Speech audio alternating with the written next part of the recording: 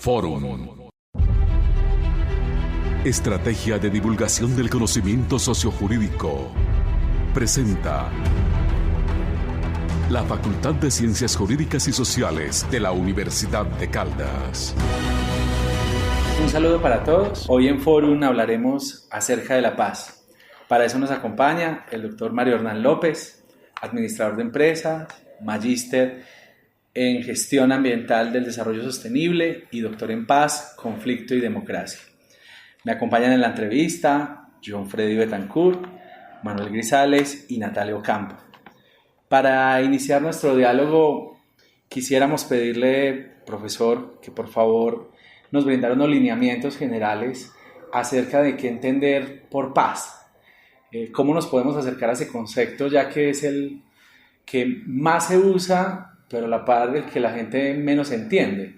No existen como unos lineamientos claros de qué entender acerca de la paz. Entonces, le agradeceríamos que nos diera unas luces acerca de esto. Bueno, muchas gracias, profesor Milton, y a ustedes por la invitación, y digamos que celebro esta iniciativa de Fórum de hacer unos trabajos de divulgación alrededor de temas que pueden resultar de interés o de particular importancia en la coyuntura, como el tema de la paz. Lo primero que quiero decir es que los colombianos tenemos inscrito como en nuestro inconsciente y en nuestra comprensión además una versión de la paz, y es que la paz es un acontecimiento posterior a la finalización del conflicto armado. De manera que para nosotros, por la historia de violencias que cargamos desde la independencia misma, que en el siglo XX fueron tremendamente complejas y exacerbadas con la violencia política, y que en una ruta que nos lleva hasta estos tiempos nos ha planteado una visión de la paz siempre ligada a la finalización de esas violencias en sus distintos tiempos y momentos. Pero la paz, lo digo provisionalmente en singular, tiene una tradición teórica. Ha sido un campo de discusión, de indagación por parte de científicos sociales, y una de las cuestiones más ricas tiene que ver con el hecho de que la paz en singular posiblemente sea un equívoco, sobre todo en estos tiempos, porque la paz puede ser un acontecimiento que puede tener lugar en cualquier tiempo y espacio. Y en ese sentido podríamos hablar de múltiples expresiones de paz. Una paz que puede ser, por ejemplo, en nuestra dimensión interior, asociada a la armonía, o una paz que puede tener una expresión concreta en ámbitos familiares, también en el ámbito comunitario, pero también podríamos hablar de paz política, de paz social, de paz económica, que liga la paz a la justicia, al bienestar, a la superación de las desigualdades. Pero para llegar a este concepto plural de la paz, es decir, para hablar de paces, digamos que desde la mitad del siglo XX hasta ahora, pues se han dado muchos procesos de investigación que han transformado y hecho mucho más rico el debate en torno a las paces. Voy a mencionar rápidamente tres sucesos. Digamos que en el siglo XX, sobre todo en la primera mitad del siglo XX, la paz en singular estuvo muy ligada a la finalización de las guerras entre estados. La Primera Guerra Mundial inicia en el 14, la Segunda inicia en el 39, y prácticamente hasta los inicios de los años 50, el mundo, especialmente Occidente, está hecho llamas. 50 millones de muertos en Europa por la Segunda Guerra Mundial, el estalinismo deja otros 50, algunos dicen que son más, y en el mismo tiempo, en los años 40, 50, en Colombia estamos en la violencia política, como se le ha llamado. Entonces, todo eso hizo que los investigadores para la paz se fijaran en la búsqueda de estrategias, de acciones que contuvieran la guerra entre estados y pararan la violencia directa. Entonces, en esa primera etapa del siglo XX, la paz está muy asociada con los estudios de la polemología, los estudios de la guerra. Pero se hace mucho más rico, mucho más incluso estimulante desde el punto de vista académico, pero también político, el concepto de paz que acuña en los años 60, empezando en los años 60, el Instituto para la Paz de Oslo, en Noruega. El profesor Johan Galtung, que fue su fundador, su director durante una década, planteó en el ambiente de discusión de la posguerra, la creación de Naciones Unidas, un gran debate sobre el progreso en el mundo, el discurso de Harry Truman hablando del desarrollo y del subdesarrollo.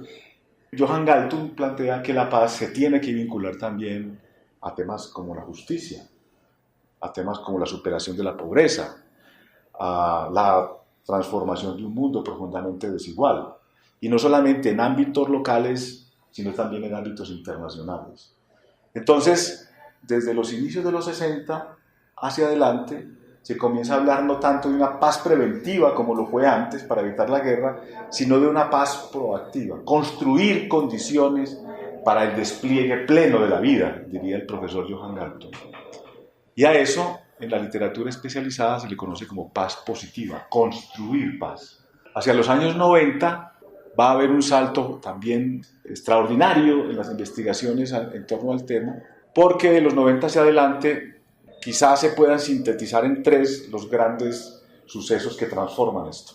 Por un lado, la paz adquiere un posicionamiento internacional en las Naciones Unidas, temas como la cultura de paz, temas como el desarme, muy propio de los tiempos de la Guerra Fría, se ponen en la agenda internacional a través de estas instituciones, pero al mismo tiempo las investigaciones, por ejemplo, dicen que la paz se tiene que fijar en temas relacionados con las culturas, y la paz entonces comienza a plantearse asuntos como esto.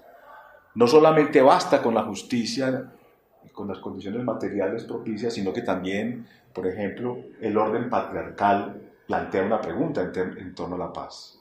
Hoy, por ejemplo, no se puede entender la construcción de paz sin plantearse el problema del orden patriarcal, del machismo. También aparecen preguntas en términos de los obstáculos para la paz que generan las exclusiones, los señalamientos por razones religiosas, étnicas, y por esa razón aparece también en el escenario académico y político el tema de la paz cultural. Entonces, digamos que no solamente, como hemos creído los colombianos, la paz tiene que ver con la finalización del conflicto armado. Es un concepto que tiene muchas dimensiones y que tiene también, digamos, una localización histórica. En cada momento ha tenido una definición particular. Digamos que en los últimos años, de los años 2000 hacia adelante, hay un concepto o una categoría de análisis, como decimos en el mundo académico, sobre la cual nosotros hemos estado trabajando, y es la categoría de paz imperfecta. Nosotros, siguiendo una ruta de indagación que tiene la Universidad de Granada, en España, hemos venido explorando en nuestro trabajo investigativo aquí en la Universidad de Caldas la forma como comunidades, como personas, en medio de conflictos y violencias, construyen experiencias de paz. Es decir, en ámbitos signados por conflictividades sociales, económicas, políticas, aparecen personas, hombres y mujeres, expresiones comunitarias que construyen en el medio de esos escenarios también expresiones de paz. Y las hemos llamado experiencias de paz imperfecta, que en los tiempos que corren en el país, en Colombia, tienen un particular valor, porque significa que la paz no solamente va a ser después del conflicto armado, lo que se llama el posconflicto, digamos, provisionalmente, sino que también en medio de esos escenarios se pueden reconocer innumerables capacidades de la gente para construir paz, y ahora tenemos que examinarlas, aprender de ellas, para reproducirlas, volverlas políticas públicas. Bueno, y a partir de estos lineamientos que usted nos acaba de dar con respecto al concepto de la paz, quisiéramos saber también cuáles han sido las dinámicas del conflicto en lo territorial, pero además, qué experiencias significativas surgieron allí. Sí, el centro de nuestro trabajo investigativo en los últimos 5 años ha sido trabajar en torno a la respuesta a esa pregunta que tú planteas. En el año 1989 hay una serie de sucesos en el orden internacional, nacional, local, que son determinantes para explicar lo que ha ocurrido aquí en los últimos años. En el año 89 derrumbaron el muro de Berlín, se acaba el mundo bipolar, la Guerra Fría, aparece lo que se llama el pensamiento único, prácticamente el mercado, el capitalismo campea por todo Occidente, buena parte de Oriente, y de la mano de la caída del muro de Berlín, en América Latina va a imponerse un modelo de desarrollo y un tipo de Estado que se conoce como el neoliberalismo. En el año 89 hay un documento que se llama el Consenso de Washington, que es un decálogo, son 10 puntos con los cuales se pone en operación un nuevo modelo social, económico y político. Pero también de la mano de ese decálogo neoliberal hay un punto allí muy importante que va a ser clave para lo que ocurre en esta región. Se desregulan los mercados y el mercado del café era un mercado regulado. Esta región que llamamos la región del eje cafetero tenía como parte de las garantías económicas que blindaban la economía y por supuesto las dinámicas sociales de la región, el hecho de que el precio del café fuera pactado. Se sentaban a la mesa, los productores y consumidores definían un precio y eso permitía cubrir los costos de producción y generar un margen de utilidad. En el 89, en el escenario neoliberal, esa regulación del mercado se cae y el precio del café se va a ir a ser un precio abierto que hace parte del libre juego del mercado en las bolsas de Nueva York. El precio se desploma porque llegan también nuevos productores y esta región, que desde los inicios del siglo XX, su historia económica, política, toda está ligada al café, ve cómo eso se va desmoronando. Hay documentos, investigaciones regionales que muestran la gravedad de ese impacto. En los años 90, en razón a las condiciones de precarización, empobrecimiento, los indicadores que llegan a esta región que no habían estado en la agenda, mostrando cómo la caída del café genera una crisis que técnicamente se llama como una crisis multidimensional y multicausal, va a hacer que los grupos guerrilleros, particularmente las FARC, vean esta región con especial interés y la consideren una región estratégica. Si esto se empobrece, ellos van a tener un caldo de cultivo, digamos unas condiciones objetivas y subjetivas propicias para fortalecer su presencia. Entonces está el Frente 47 de las FARC, que se va a fortalecer, pero al mismo tiempo hacia la región del Magdalena y del norte de Caldas van a aparecer o se van a fortalecer la presencia de los grupos paramilitares. En suma, la década de los 90 va a ser una década y la década siguiente, prácticamente hasta el año 2006, van a ser casi 25, 26 años de una gran conflictividad en esta región. Actores armados, confrontaciones en el territorio.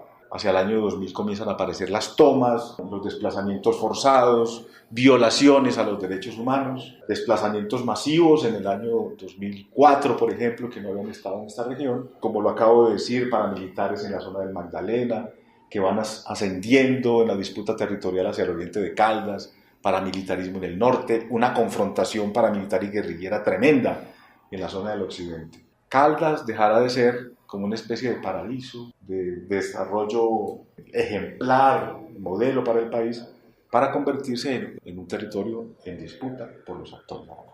Bueno, luego vendrá el gobierno de Álvaro Uribe, toda la política de seguridad democrática, que ubicará también batallones en las zonas de montaña y la confrontación se resolverá a favor del Estado, con un repertorio complejo dadas las expresiones en términos de derechos humanos. Hoy algunos hablan de 130.000 personas víctimas en la región, que parece pequeño en comparación con las 8 millones de víctimas en Colombia, pero que tienen una importancia particular en razón a las condiciones materiales y sociales de esta zona. Hay municipios como Samaná, que hoy van a ser tristemente célebres por tener una población, la mayor victimización del país en función al tamaño de la población.